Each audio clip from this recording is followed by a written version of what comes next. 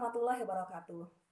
Perkenalkan, nama saya Tia Suci Ramadhani dengan NIM P20637081015 yang akan menyampaikan proposal penelitian berupa faktor-faktor kesesuaian coding dokumen rekam medis gangguan mental di Puskesmas Cilembang dengan IC 10 triwulan 3 2019.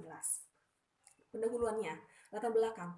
Permenkes nomor 75 tahun 2014 tentang Puskesmas, kemudian Permenkes nomor 269 dari garis miring Menkes garis miring 4 garis miring 3 2008 tentang rekam medis, dan terakhir coding dokumen rekam medis kasus mental di Puskesmas Cilembang yang belum akurat disebabkan oleh tingkat pendidikan koder dan ketidakpatuhan dokter dalam menulis diagnosis dengan lengkap dan akurat. Lalu ada rumusan masalah. Apakah terdapat faktor-faktor kesesuaian coding dokumen rekam medis gangguan mental di Puskesmas Cilembang dengan ICD-10 pada triwulan 3 2019? Dan tujuan penelitiannya ada dua, yaitu tujuan umum dan tujuan khusus. Untuk tujuan umumnya, mengetahui kesesuaian coding dokumen rekam medis gangguan mental di Puskesmas Cilembang dengan ICD-10 pada triwulan 3 2019. Dan untuk tujuan khususnya, yang pertama, mengetahui kesesuaian coding dari faktor tingkat pendidikan koder. Dua, mengetahui kesesuaian coding dari kepatuhan dokter dalam menulis diagnosis. Dan terakhir, mengetahui kesesuaian coding pada dokumen rekam medis dengan buku ICD-10. Lalu, manfaat penelitian. Yang pertama, praktis, yaitu manfaat penelitian secara praktis adalah sebagai bahan masukan dalam kodifikasi dokumen rekam medis gangguan mental berdasarkan ICD-10. Dan teoritisnya ada dua, yaitu sebagai referensi kepustakaan tentang kodifikasi gangguan mental di Puskesmas Cilembang menggunakan ICD-10, dan sebagai bahan kajian dan pengembangan kemampuan mahasiswa dalam keilmuan rekam medis dan informasi kesehatan, khususnya dalam bidang kodifikasi gangguan mental berdasarkan ICD-10. Lalu ada keaslian penelitian. Yang pertama, teknik sampling menggunakan sampling jenuh. Yang kedua, kesesuaian coding dokumen rekam medis gangguan mental di Puskesmas Cilembang belum pernah diteliti sebelumnya. Lalu, tinjauan pustaka. Yang pertama, coding dokumen rekam medis. 2. Gangguan mental. 3. Pengkodean DRM kasus mental. 4. Tingkat pendidikan PMIK atau Perekam Medis Informasi Kesehatan. Dan terakhir, kepatuhan dokter dalam menulis diagnosis utama. Lalu ada kerangka teori. Yang pertama adalah kesesuaian coding dari faktor tingkat pendidikan koder, kesesuaian coding dari faktor kepatuhan dokter dalam menulis diagnosis, dan terakhir kesesuaian kode dokumen rekam medis di Puskesmas Cilembang dengan ICD-10 yang menghasilkan faktor-faktor kesesuaian coding dokumen rekam medis gangguan mental di Puskesmas Cilembang dengan ICD-10 triwulan 3 2019. Lalu ada kerangka konsep yang terbagi menjadi input, yaitu dokumen rekam medis gangguan mental, pendidikan koder, kepatuhan dokter menulis diagnosis.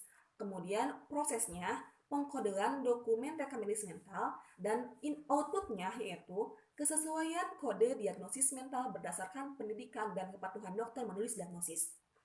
Lalu ada metodologi penelitian. Yang pertama membahas mengenai jenis penelitian. Jenis penelitiannya yaitu penelitian kuantitatif dengan pendekatan analitik, yaitu cross-sectional. Berikutnya adalah tempat dan waktu penelitian.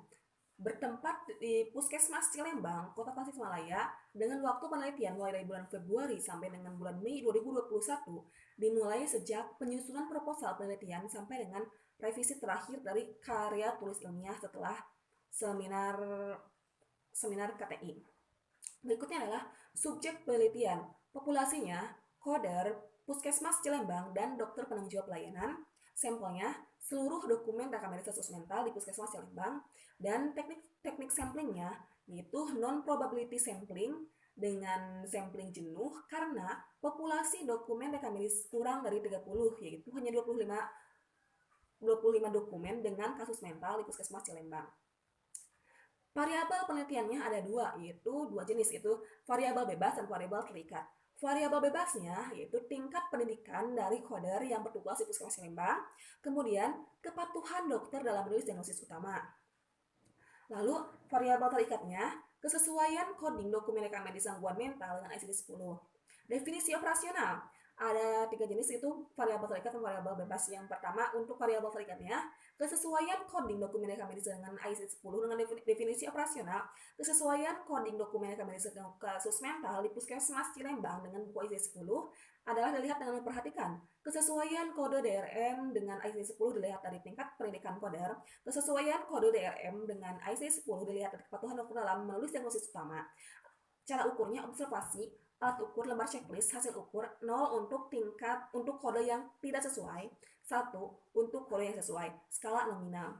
Untuk variabel bebasnya, yang pertama tingkat pendidikan, yaitu definisi operasionalnya jenjang pendidikan formal yang telah ditempuh oleh petugas reka medis, lihat pada ijazah terakhir. Cara ukur observasi yang ukur lembar checklist, hasil ukur 0 untuk kurang dari 3, 1 untuk lebih dari atau sama dengan dari 3, skala nominal. Kemudian variabel berikutnya kepatuhan dokter dalam menulis diagnosis utama.